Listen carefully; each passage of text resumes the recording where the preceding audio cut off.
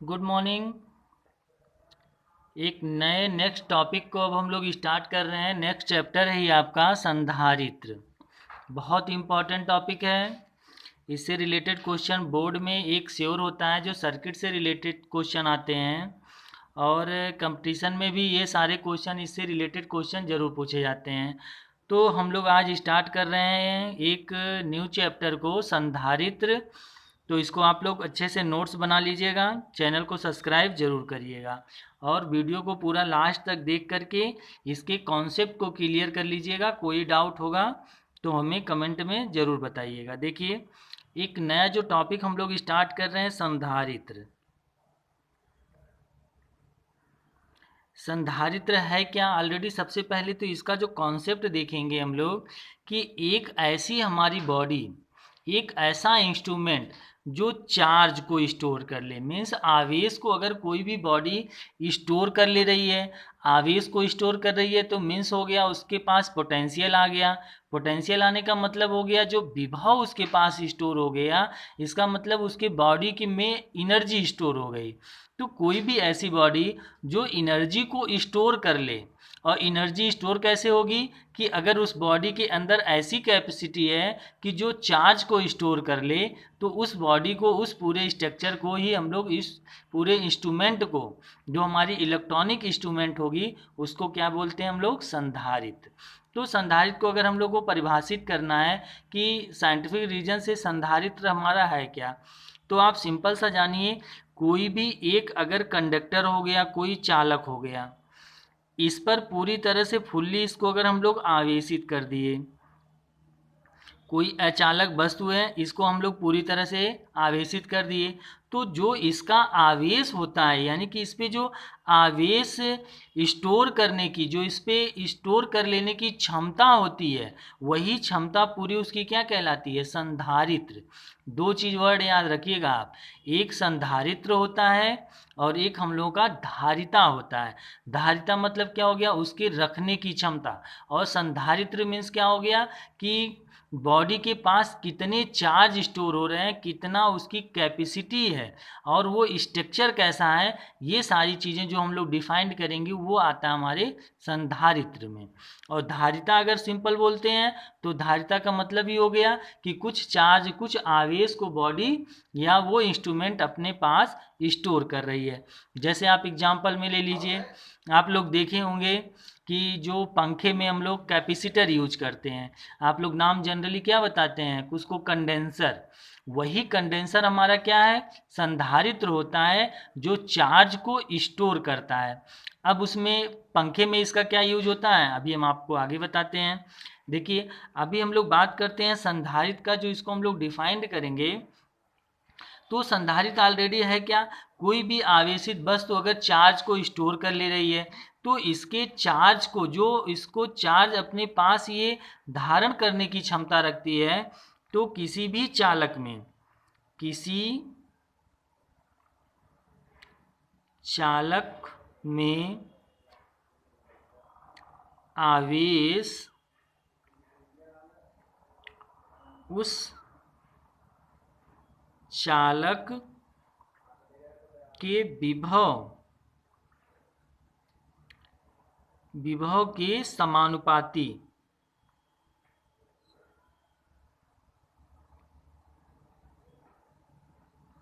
समानुपाती होता है। देखिए, अब सिंपल है कि Q प्रोपोर्शनल किसके हो गया? V के समानुपाती आ जा रहा है। तो V के अगर ये समानुपाती आ गया, तो इसका मतलब अगर ये हम प्रोपोर्शनल साइन हटाते हैं तो एक कांस्टेंट लगाते हैं, Q equal to C into V। ये एक जनरल सा फार्मूला आ गया। अब यहाँ से आप देखिए तो C इक्वल टू हमारा क्या आ गया? Q by V। यानी कि आप सिंपल यहाँ से ऐसे भी परिभाषित कर सकते हैं, आवेश तथा विभव के अनुपात को ही कहते हैं संधारित्र। जहाँ C है क्या हमारा? जहाँ C, इसी को बोलते हैं संधारित्र।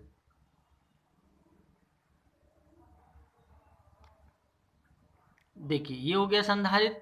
अब इसके हम लोग मात्रक को निकालते हैं, तो इसका मात्रक क्या होगा? देखिए, C इक्वल टू आ गया Q बाई V। Q का मात्रक क्या होता है? कूलम, और V का मात्रक क्या होता है? वोल्ट। तो कूलम पर वोल्ट, और इसी कूलम पर वोल्ट को ही कहते हैं फैरेड।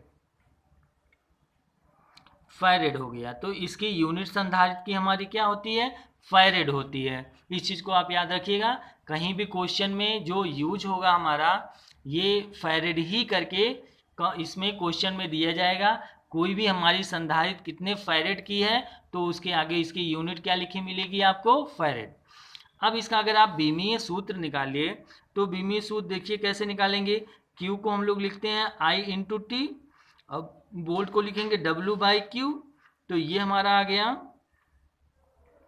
और फिर Q को यहाँ पे चेंज कर देंगे तो आ गए हमारे I इंटू टी का होल स्क्वायर बाई W। अब आप इनका डायमेंशन फार्मूला लिखिए। बीमीय सूत्र ए का ए हो गए T A square T square, और बाई वर्ग का क्या होता है एम एल स्क्वायर टी पे माइनस टू, ऊपर लेके जाएंगे तो एम पे माइनस वन, एल पे माइनस टू, टी पे फोर और ए स्क्वायर। ये आ गई इसकी बीमीय सूत्र। तो ये तो हम लोगों के हो गए एक छोटा सा कॉन्सेप्ट जो हम लोग बात कर लिए संधारित्र की। अब देखिए जो किसी गोलीय चालक के लिए अगर हम लोग संधारित्र निकालें तो उसकी वैल्यू क्या आती है, किन किन बातों पर वो निर्भर करता है। तो कह सकते हैं गोलीय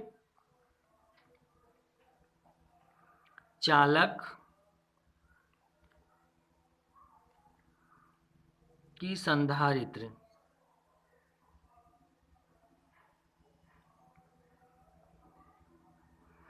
देखिए कोई भी गोलीय चालक है,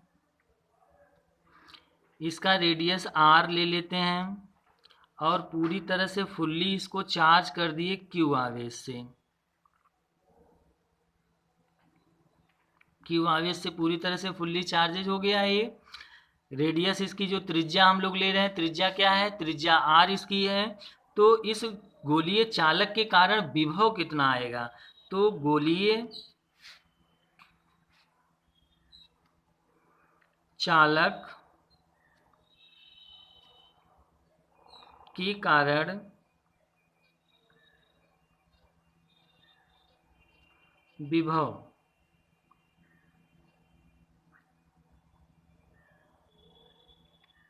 गोलीय चालक के कारण विभव, तो V इक्वल टू हमारा क्या आएगा 1/4 pi epsilon 0 Q by R। तो धारिता कितनी हो गई, C इक्वल टू फार्मूला क्या होता है Q बाई V, वैल्यू आप पुटअप करिए तो Q बाई V का हो गया 1/4 pi epsilon 0 Q by R। Q से Q कैंसिल हो गए, ये पूरी वैल्यू ऊपर चली जाएगी। तो C इक्वल टू आ गया हमारा 4 पाई एप्सिलॉन 0 इंटू R। देखिए ये आ गई इसकी धारिता।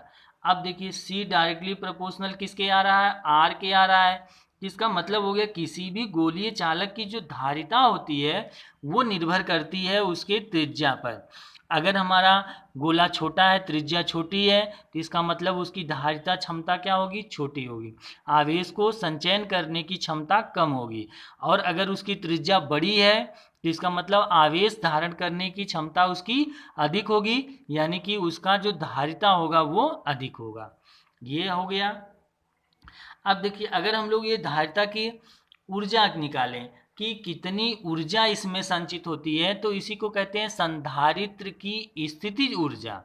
तो चार्ज को स्टोर करने में जितना उसको वर्क करना पड़ता है वही वर्क ही किस में स्टोर हो जाता है, उसके स्थितिज ऊर्जा के रूप में। तो इसको देखते हैं।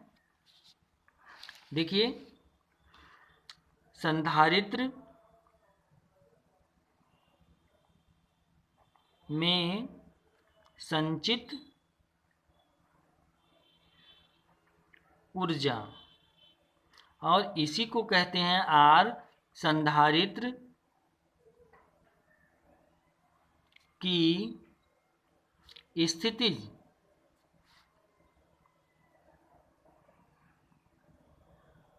ऊर्जा। देखिए अब इसकी संधारित्र की स्थितिज ऊर्जा हमारी क्या आ जाएगी, तो अगर हम लोग किसी चालक को स्टार्टिंग में देखें तो प्रारंभिक अगर कोई आवेश इसको हम लोग नहीं दिए हैं तो इस पे प्रारंभिक विभव कितना होगा, तो प्रारंभिक विभव कितना होगा इसका 0 होगा। क्यू आवेश तक इसको हम लोग आवेशित करते हैं तो इसमें कितनी विभव हो जाएगा, यानी कि अंतिम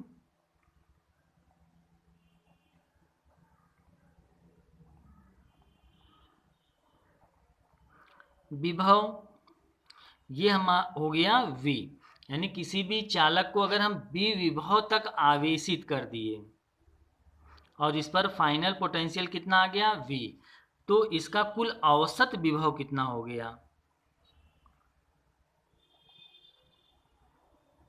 औसत विभव हमारे कितने हो गए 0 + V/2, यानी कि औसत जो विभव हमारे आ गए V एवरेज इक्वल टू हमारा कितना हो गया V/2। तो किया गया कार्य, यानी कि चालक को आवेशित करने में किया गया कार्य ही स्थितिज ऊर्जा के रूप में संचित हो जाती है।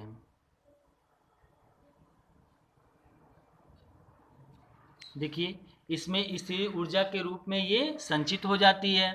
तो ऊर्जा इक्वल टू फार्मूला हमारा क्या होता है W = Q × V एवरेज ले लिए, तो फार्मूला W = यही हमारा U के रूप में संचित हो रहा है, तो U = आ गया Q और V की वैल्यू हमारी एवरेज कितनी है V/2, तो U एनर्जी आ गया हमारा हाफ Q × V।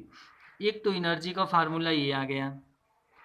दूसरा अगर हम लोग Q को चेंज कर दें तो Q = फार्मूला हमें पता है C × V होता है। अब इसकी वैल्यू अगर हम लोग रखें तो U = हाफ, इस Q की जगह रखेंगे तो C × V का स्क्वायर, एक एनर्जी हमें यहाँ मिल गई। तीसरा देखिए अगर हम लोग इस पोटेंशियल को चेंज कर दें तो V = हमें क्या मिलेगा Q/C, तो ये वैल्यू अगर इसमें हम लोग पुट कर दें तो U = क्या आ गया हाफ Q × V की जगह रखेंगे Q/C, तो U = हमें मिल गया हाफ Q²/C, ये ऊर्जा संचित हो गई। अब देखिए आपको अगर इस फार्मूलों का यूज करना है तो यूज कैसे करेंगे, क्वेश्चन में आपको थोड़ा सा ध्यान देना होगा कि अगर हमारा चार्ज यानी कि आवेश और विभव दिया है तो हम लोग ऊर्जा इस फार्मूले से निकालेंगे। संधारित्र और विभव दिया गया हो तो ऊर्जा हम लोग इस फार्मूले से निकालेंगे, और अगर जो उसमें आवेश और धारिता दी गई हो तो हम लोग अपनी एनर्जी को इस फार्मूले से निकालेंगे। ये तो हो गए हम लोगों के एनर्जी कि किसी भी अगर संधारित्र को हम लोग आवेशित करते हैं तो कितनी ऊर्जा उसमें संचित हो जाती है, यहाँ से हम लोग इसको फाइंड कर सकते हैं। तो आप लोग इसको देख लिए कि कितनी ऊर्जा हम लोग संधारित्र में कैसे संचित होगी, ये चीज़ें हम लोग को यहाँ पे मिल गया। अब देखते हैं कि किसी भी अगर गोली है यानी कि संकेंद्रीय गोली चालक की या फिर प्लेटों की कितनी ऊर्जा संचित होती है, कितना उसमें धारिता होती है, उनके कॉम्बिनेशन क्या होते हैं, ये चीज़ें हम थोड़ा सा हम लोग देखते हैं। अब तो देखिए सबसे पहले तो बात करते हैं अगर किसी दो संकेंद्रीय मतलब हो गया एक ही केंद्र पर अगर दो गोले स्थित हों तो उनके धारिता कितनी होगी। तो सिंपल है, आप अगर एक गोलीय चालक लिए, दूसरा गोलीय चालक ले लेते हैं, दोनों के केंद्र एक ही पॉइंट पर हैं, इनकी त्रिज्या हमारी A है, दूसरे वाले की त्रिज्या हमारी B है, इसको चालक A कह दिए, ये चालक हमारा B है। किसी सिस्टम से आइसोलेटेड से इसको हम लोग ला करके यहाँ पे बीच में फिक्स कर दिए। अब क्या मिला, अगर इस गोलीय चालक को हम लोग Q आवेश प्लस दिए तो आपको बताया गया है कि जो अगर इस आवेश पर Q इसके बाहरी पृष्ठ पर प्लस Q आवेश है तो इनके भीतरी पृष्ठ पर कितना आ जाएगा -Q आवेश आ जाएंगे। अपने आप इसको क्या बोलते हैं, प्रेरित आवेश, आवेशों का प्रेरण हो गया। तो देखिए सिंपल है अब कि अगर हम चालक ए के कारण देखें तो चालक ए के कारण कितनी विभव आएगी, तो चालक ए के कारण विभव, तो वी ए इक्वल टू हो गया, चालक एक पे पॉजिटिव चार्ज है तो 1/4 pi epsilon 0 Q by radius त्रिज्या कितनी है इसकी, ए हो गए। दूसरा देखते हैं चालक बी के कारण विभव, तो चालक बी के कारण हमारे विभव कितने आएंगे, चालक बी के कारण जो विभव हमारे आ रहे हैं V B equal to -1/4 pi epsilon 0 Q by त्रिज्या बी। तो कुल विभव इसका कितना होगा, कुल विभव, देखिए कुल विभव V equal to V A plus V B. अब V इक्वल टू आ गया 1/4 pi epsilon 0 Q by A plus -1/4 pi epsilon 0 Q by B. Common ले लीजिए आप इसको, V equal to 1/4 pi epsilon 0 Q बाहर आ गया तो अंदर क्या बचा 1/a माइनस 1/b। अब इसको आप एलसीएम लीजिए तो 1/4 पाई एप्सिलॉन 0 क्यू और ये आ गया ए बी, एलसीएम ले लिए तो b माइनस ए, इतने तो विभव हो गए, तो धारिता इसकी कितनी होगी, अतः धारिता C equal to Q by V, V की वैल्यू पुट करिए तो C equal to Q by 1/4 pi epsilon 0 Q और ये हो गया b minus A by A B. अब देखिए ये तो q से q कैंसिल हो गए, ये वैल्यू पलट के ऊपर गई तो c इक्वल टू आ गया 4 pi epsilon 0 A B by B minus A, इतनी इसकी आ जाती है धारिता। तो ये तो हमारे सिंपल हो गए जो हम लोग किसी भी संकेंद्रीय गोलीय चालक के कारण जो हम लोग को धारिता निकालनी है, ये चीज़ें मिल गई। अब देखिए जो समांतर प्लेट संधारित्र होते हैं, ये तो गोलीय चालक के लिए हो गया। दूसरा आपको सबसे इम्पॉर्टेंट जो पढ़ना है समांतर प्लेट संधारित्र। तो देखते हैं ये किन किन बातों पर निर्भर करते हैं हमारे जो समांतर प्लेट संधारित्र होते हैं। देखिए अब अगर एक चीज़ आप यहाँ रखिएगा, जो समांतर प्लेट संधारित्र होते हैं इनकी दोनों प्लेटों के ये जो साइज होते हैं ये दोनों सेम होंगे, यानी कि ऐसा नहीं कि एक आप छोटा बना दीजिए दूसरे को बड़ा कर दीजिए, दोनों के ये एरिया ऑफ क्रॉस सेक्शन कैसे होंगे, सेम होंगे। अब सपोज करिए ये हमारे समांतर प्लेट संधारित्र हैं, इसके बाहरी पृष्ठ को हम लोग अर्थ से कनेक्ट कर दिए, भीतरी पृष्ठ को आवेशित किए, तो इस पर अगर प्लस चार्ज आ गया तो इस पर कितना आ जाएंगे, माइनस चार्ज अपने आप इंड्यूस हो जाएगा। देखिए प्लेटों के बीच की दूरी अगर d ले लेते हैं, इसका area of cross section a हो गया, इसके इन साइड में जो इलेक्ट्रिक फील्ड उत्पन्न हो रहा है अगर ये E आ गया, तो प्लेटों यानी समांतर आप कैसे कह सकते हैं, समांतर प्लेट संधारित्र की धारिता, समांतर प्लेट संधारित्र की धारिता ये हमें फाइंड करने हैं। तो दूसरा देखिए आप, अब अगर इनके प्लेटों के बीच वैद्युत क्षेत्र निकाले तो वैद्युत क्षेत्र कितना होगा, वैद्युत क्षेत्र E इक्वल टू होता है हमारा क्या, सिग्मा बाई एप्सिलॉन 0 और Q इक्वल टू होता है सिग्मा इंटू ए। तो पृष्ठ चार्ज घनत्व को चेंज करें तो E इक्वल टू आ गया हमारा Q by A into epsilon 0, equation first आ गया। विभव कितना प्रोड्यूस होगा, तो वैद्युत विभव, तो V इक्वल टू फार्मूला क्या होता है E इंटू डी, तो V equal to E Q by A epsilon 0 और डी की वैल्यू आ गई हमारी यहाँ डी पुट कर दिए। तो इतना तो हमें विभव मिल गया। तो धारिता कितनी होगी? अतः प्लेट की धारिता C equal to Q by V. तो C equal to Q, V की value Q D by A into epsilon 0, Q से क्यू कैंसिल ऊपर गए तो C इक्वल टू आ गया ए अपसाइलन 0 बाई डी। एक फार्मूला तो हमें ये मिल गया।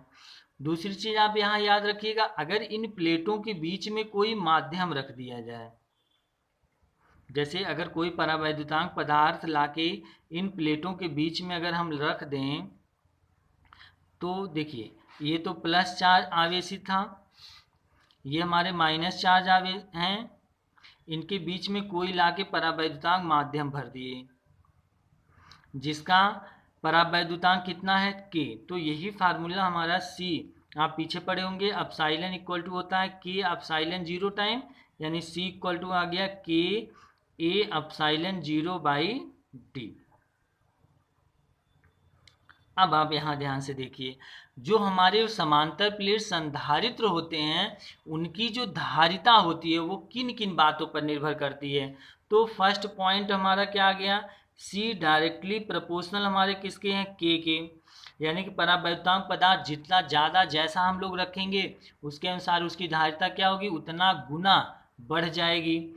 दूसरी चीज आ गया, संधारित्र हमारा डायरेक्टली प्रोपोर्शनल किसके हो रहा है, एरिया ऑफ क्रॉस सेक्शन के, यानी प्लेटों के क्षेत्रफल के। तो क्षेत्रफल जितना ज़्यादा होगा उसकी धारिता धारण करने की क्षमता उतनी ही अधिक होगी। तीसरा पॉइंट देखते हैं, सी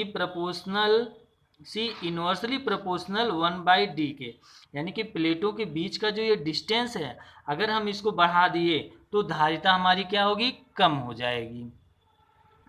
तो इन तीनों बातों को आप विशेष याद रखिएगा कि समांतर प्लेट संधारित्र की जो धारिता होती है वो किन किन बातों पर निर्भर करती हैं। तो आपको अच्छे से ये चीज़ें समझ में आ गई होंगी। तो पूरा वीडियो देख करके आप इसका अच्छे से नोट्स बना लीजिएगा।